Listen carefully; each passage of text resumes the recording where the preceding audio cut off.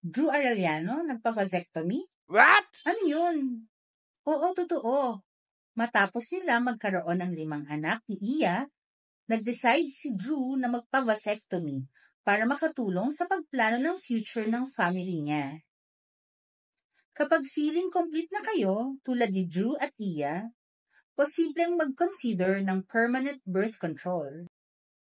Ang vasectomy ay simple at safe, mabilis ang recovery, at hindi naaapektuhan ang performance ng lalaki.